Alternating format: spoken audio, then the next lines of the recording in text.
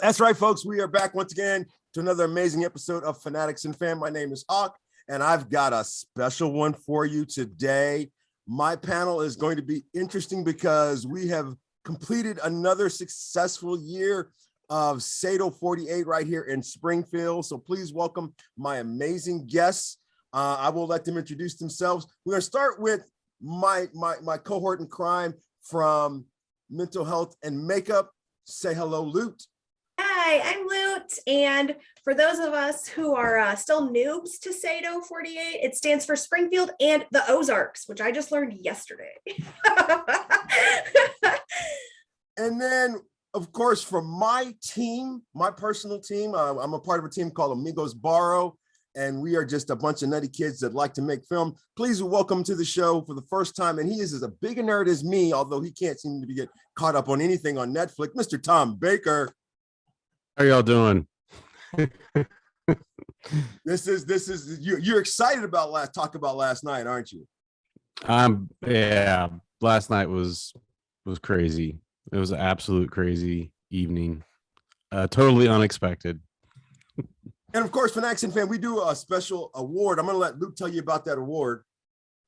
Yeah, so one of the things that Fanatics and the Fan is able to do is best use of pop culture references. So we have an award that we give out for that. And this year we were really excited because not only did the entries from last year triple, and we had over 30 people submit for this award, but we also had a signed picture of Adam Savage from Mythbusters that we were able to award to this year's winner. And so the winner for that, please welcome to the show. Say hello, Alex. Hello, my name is Alex Still. And she's going to be joining us for a little bit, at least the first segment. And we're going to talk about a lot of nerdy stuff and her film. And we're going to play her film so you nerds can see it as well. And we have to bring on the people that are responsible for a lot of the stress. And I'm pretty sure at least one panic attack in the last couple of months. Please welcome to the show once again, the creators of Sato 48, Mr. Jeff and Ja Klinkenberg. Hello. Hi. We're glad to be here. Thank you, Hawk, for inviting us. I mean, we would have come anyway, but thanks for inviting us. So I want to ask the whole panel, and I'm gonna let Luke do most of the questions. I know the answer to this one. And I really want to hear what you guys have to say. What do you think is the hardest part of the Sato experience? That 5 minutes or that 48 hours? And I want to start with Tom. And then I want to hear what Jeff and Josh take on what everybody else thinks is. Really quick before we hear from them, because I'm really excited. Again, for those of us who are noobs to Sato, Sato 48 is a 48-hour challenge where you get an idea for a film and then you have to script it, film it, edit it, and submit it all within 48 hours. So any of the things that we get to show from that is such hard work done by these film teams. And it's phenomenal to get to view. So now I'm excited to hear what you guys have to say. Now that everybody knows what we're talking about. Hold on, Luke. Just 1 second, Luke. What were you going to say, Joe? It has to be 5 minutes or less. Yes. Okay, yeah. And let's not that. That's cool. Luke, it's not just the film. It's all the paperwork. It's all the releases. It's all the permissions. Everything to make it a legit event. Because eventually it might end up on a broadcast TV. So it has to be FCC compliant. And we have closed caption as well. And that's exactly where my first question come in. And like I said, I'm gonna start with Tom. Which is the most challenging, the 48 hours or the 5 minutes? Tom. I would say probably the most challenging part of it is that, like every year that we've been doing it, we've gone all the way up to the wire as far as like upload, and that last 15 minutes just absolutely sucks. I mean, it does. I think last year we got a weird message that popped up, and I mean, I thought I was going to lose it.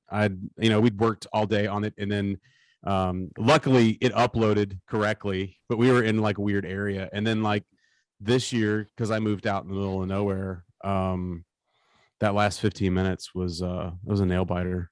So I absolutely hate that stuff. I'll be honest with you. For you, it's the 48 hours. Yeah, but primarily it's the last 15 minutes. What about you, Alex? Personally, for me, it would definitely have to be the 48 hours just because, after you get your inspiration packet, you have to think, okay, what am I going to do? What am I going to incorporate? And then once you have that idea, it's really everything on the back end. Because I've done this in a different position, not directing, but as the editor and cinematographer. So sitting there, clicking away everything and just trying to make sure the director right across from me, all of a sudden, screen is going blank and you're just sitting there like, okay, don't freak out. That's probably the worst feeling. So I would say 48 hours because you can cut out parts. If as a director, you would have to be like, we don't need that wide shot. Get it out. That's a little easier than this is the time. This is it. You have to finish it now. And to your question, Hawk, it would be easier if it was a 10-minute film.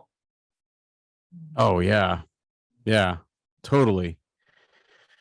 So telling wise, if you can't do it in 5 minutes, that means you're pretty good. But that's what makes it tough. Is you don't have 10 minutes. You have to Alex's point, that wide shot has got to come out because we have only 40 seconds to do our ending, right? Right. Mm-hmm. So can you guys explain to us first, let's explain the inspiration packet this year, the bulk of the inspiration packet, if you could. That might be easier coming from me since we wrote it. That's who I was talking to. Okay, good. Well, you just have to say my name, Hawk, otherwise I don't really pay attention to what your mouth is moving around. This year, look, he fell off the screen. Oh, he's back. This year, the inspiration package involved the teams coming up with an inventive, never before seen on this planet holiday. The film had to take place on that holiday. The holiday had to have a distinctive name, iconic image, signature sound, and unique movement associated with it. And those could be sprinkled throughout the film. Then for the conclusion, if the team was even numbered, the two main characters, as a direct result of the holiday, had to fall in love. If the team was odd, as a direct result of the holiday, the two main characters had to fight to the death. I have to ask this question before I go over to the two directors. I have to ask this question. Are you guys willing to admit that you take great pleasure in destroying everybody's game plan that Friday night? Don't sugarcoat it. It is the reason we do so. Those disappointed faces, that's what puts me to sleep at night. But truly, getting to see everything that comes out of going from that Friday of, dear, what are we going to do? How are we going to put this together? What's going to happen? And then all of the entries that still come in with those parameters set, it's just so cool. Yeah, you guys were at amazing. Yeah. You guys were at 90% this year, weren't you? Pretty close to that. Oh, in terms of teams participating? Teams participating plus teams that got turned in. Yes. What's interesting is over the years, the same percentage of people stumble as every year. It is really consistent. It doesn't matter if we have 100 teams or 60, a certain percentage, and it pretty much stays the same, don't get a film done or get it done and get it in late. Those numbers really don't change. The number of participants fluctuated, of course. Pre-pandemic, we were always 80 plus. The 2 years that we were pandemic and didn't stop Sato 48, we had 60 approximately each time. But this year we were back up to 78. So our take on that is people have not lost faith in the event nor in themselves. Right. So to the filmmakers, participated throughout the event, yeah. And so to the two filmmakers, this year's inspiration packet was it soul crushing so that Jeff's heart can flutter, or did it change what you were doing? We'll start with Alex this time. So honestly, did Sato 1 year already. I was ready for anything. I was looking at the past inspiration packets, just trying to get an idea, something what is my main character going to interact with a glass item? Do they have to interact with a photo? You know, things like that. But as soon as I read make up a holiday, I lost it. I was like, I did not expect it whatsoever, because I was ready for thinking about my location, my actors, who came, who didn't, but it was so much fun. Like, I have a behind the scenes video of me just like red in the face, laughing so hard. But overall, my favorite thing was at the very end, we were an odd number, so we got to kill off people. And I will say, before I go to Tom, I will say that I saw one team that did both, and I was truly impressed with that, because they were an even team, so they had to fall in love, and yet they still killed everybody off. And I'm like, bravo, bravo to go that extra mile. I think I'm thinking of the same one, because while Yes. Hawk and I are watching it, he's like, they're gonna kiss, like she's gonna stab him. He's like, I think I know what. Tom, so you've done both sides of the coin. You freelanced it Friday night, and you've come into it with a plan. How did this year affect what you had thought out? It was a little bit of a hybrid this year, because like the last 2 years, as you know, we did not have any idea of what we were going to go into. We didn't even, I mean, we had truckloads of props and costumes and all kinds of stuff loaded up wherever we were going to be. And I don't know, I think because we met like probably for about 3 weeks prior to Sato pretty religiously. And I forget, one night we were at the Mud Lounge, and I was driving in, and I got an idea of like what I wanted something to look like.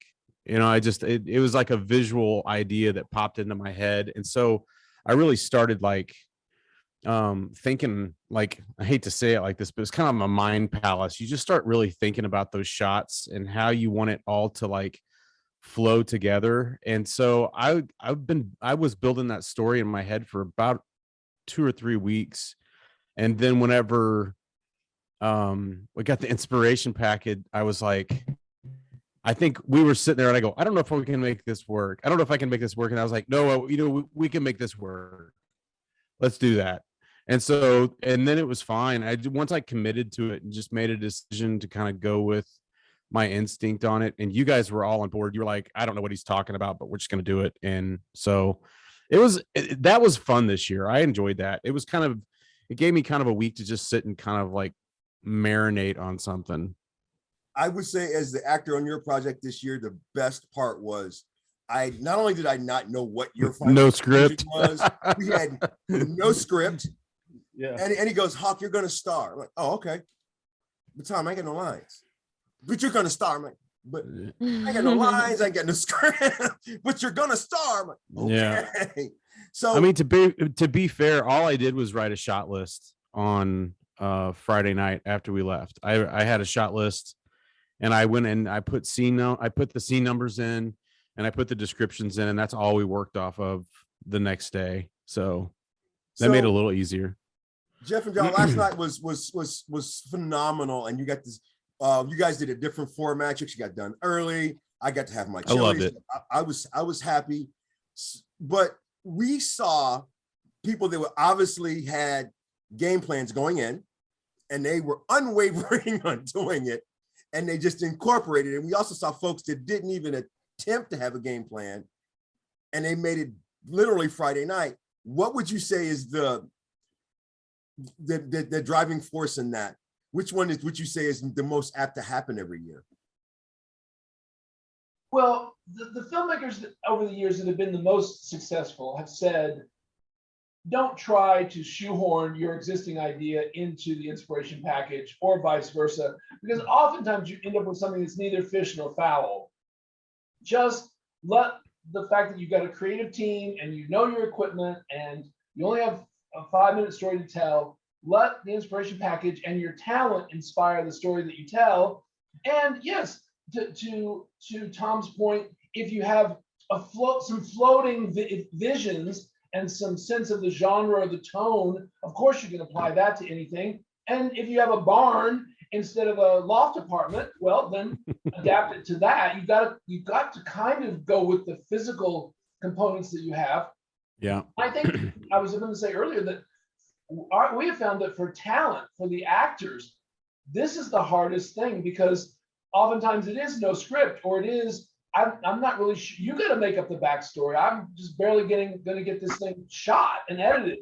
You have to, now play, a brother versus where maybe you always played the lead or something, or a second banana kind of role. So for talent, it is that asking them to be as flexible as the industry they're going into is going to ask them to be.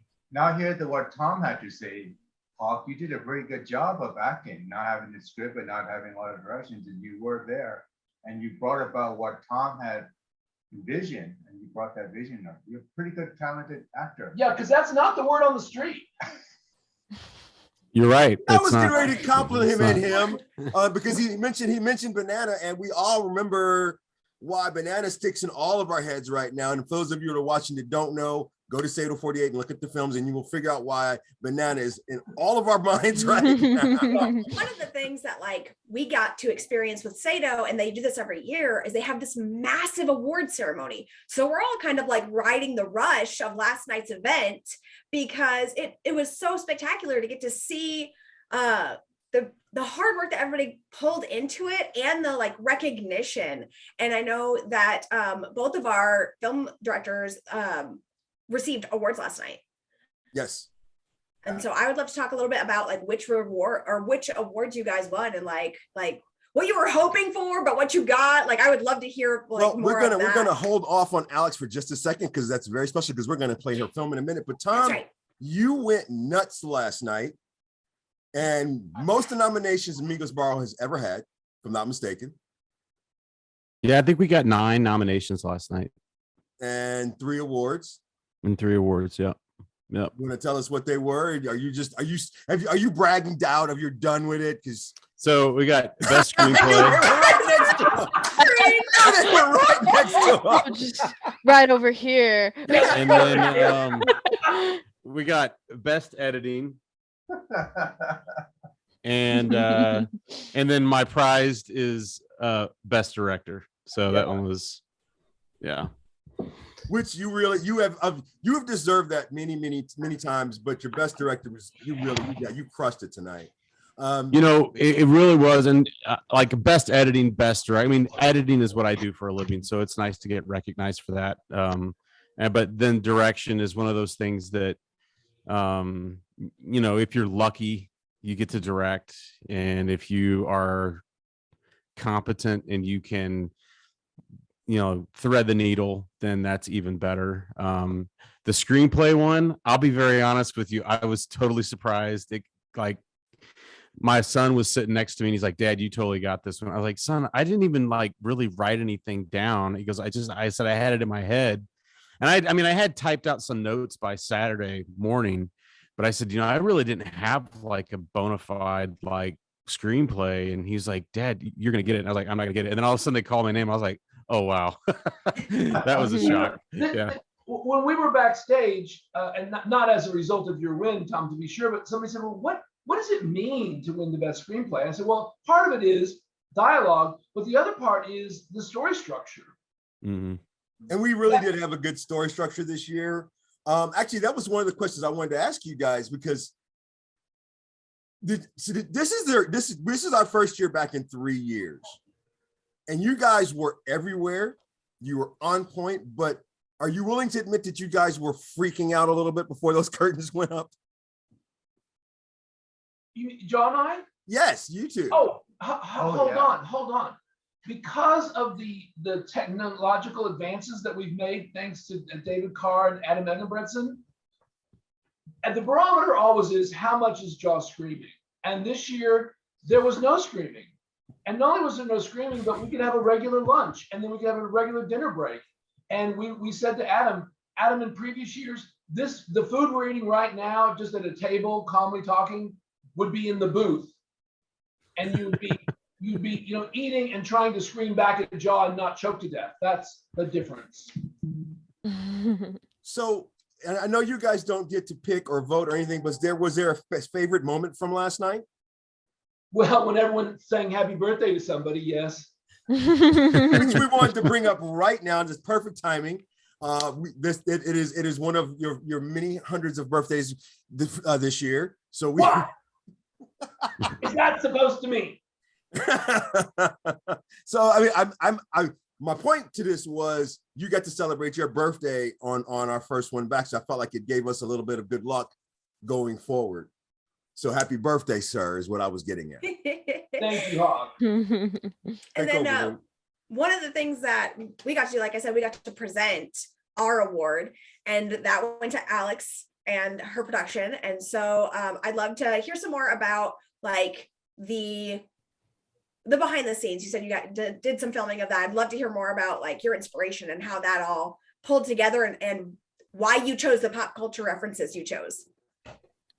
So if anybody knows me, I am a huge nerd and geek. Like I love pop culture references. I love old pop culture references as well. But the thinking behind my film, honestly, because my sister wanted me to use her apartment, I'm like, cool, she's not going to be there. She already signed the, lease that we have to do for it. So that way we can legally film there. It was just so much fun. And my initial idea was robbery. 100% before even the inspiration pack was robbery. And I don't know why. So as soon as we got our inspiration pack, we sat down talking and thinking about it and writing it. One of the other team members mentioned robbery, and I was like, okay, maybe this will work. And then we went on that idea, and then the ball just kept rolling and rolling, and it was what it came out to be. And on that note, ladies and gentlemen, here is her film, the winner of the 2022 Pop Culture Reference Award from Sato 48. And you're gonna have to help them with the title because it's just so long. Say the title, Alex. Oh, as a dyslexic, I will flip around some of the words. So it is Harry and Marv's Terrible, Horrible, No Good, Very Bad Bay Day.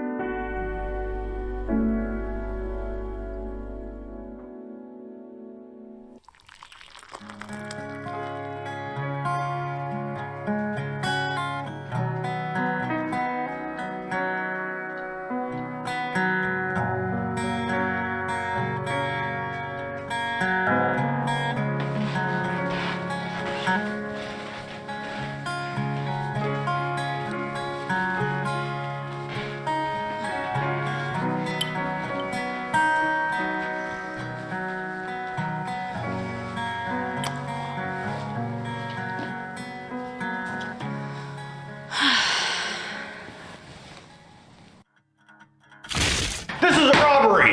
Hands we can see them. Put those on. What the hell is going on? Did you hear? This is a robbery. Where are the jewels? What? Like my costume jewelry? No, your valuables. I don't have anything. It's all worthless. Worthless. I know you're lying. No, I'm not. I'm a broke college student. Up to my neck in financial debt. I work at Cheers. Cheers. Now that's a good place. Way better than Central Park. You idiot! What are we gonna take for Bay Day now? Bay Day. Bay Day? Breaking and entering day? Damn it! I sent you the Evite. That was today. Shit, what are we gonna take now? We can't take her. Oh, no. I'm not going to some freaky robbers appreciation day. Listen, sweetie, you don't have a choice. You're gonna make us legends. Fuck yeah, no one's ever bought a live score before.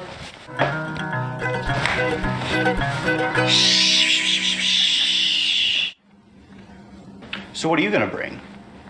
I thought we were in this together. What am I supposed to take? That's not my problem. Well, it's about to be your problem. Did you two boobs really think that we would let you be a part of Bay Day?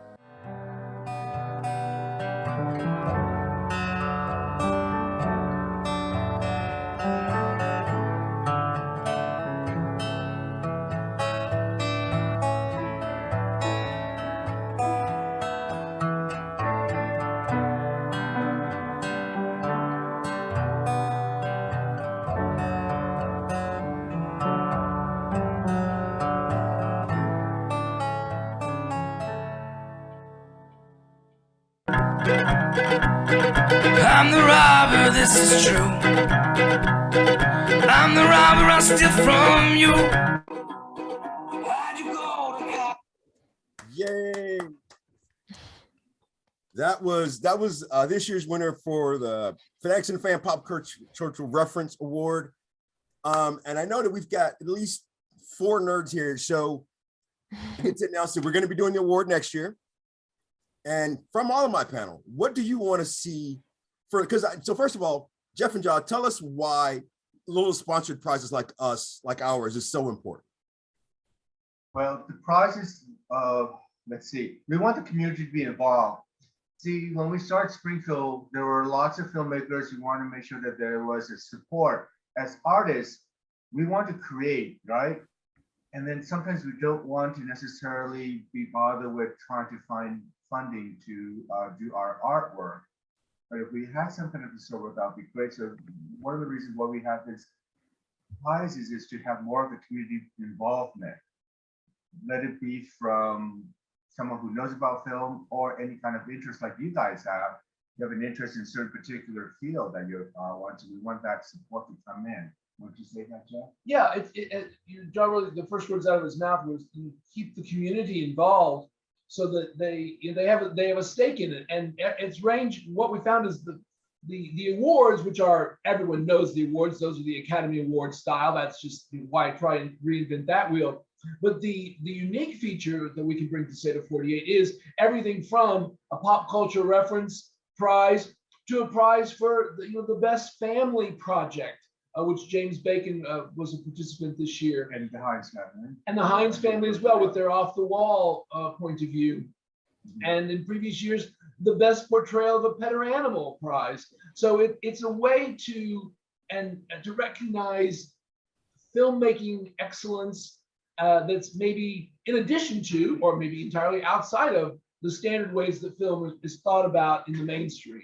One year we had one sponsor who wanted to do Tony's award. What was that called? Oh yeah, so our neighbor was interested in films that would go on to other projects to be expanded or inspire other components of a great film. So it's all over the map. The prize can be anything. We often help the prize sponsors define what that is, so that there are, to Luke's point, so there are more people who can participate, because the definition of it is broad enough to include a lot. Like if you were like, I love snails, I'm going to give a prize for the film that has the best snail in it. Well, there might not be any snails. Can we just say slimy things and then make that work for you? I love it. And like we were saying, we will be doing another pop culture reference award next year. But what dates does Sato start next year? April 21. April 21, 2033 is the kickoff. Now, obviously, it's already starting again, because happily we have Sato 48, the TV show. So filmmakers who are interested in taking their film and putting it on broadcast television, they're already submitting their episodes. So it's a never-ending event for us. That's the challenge.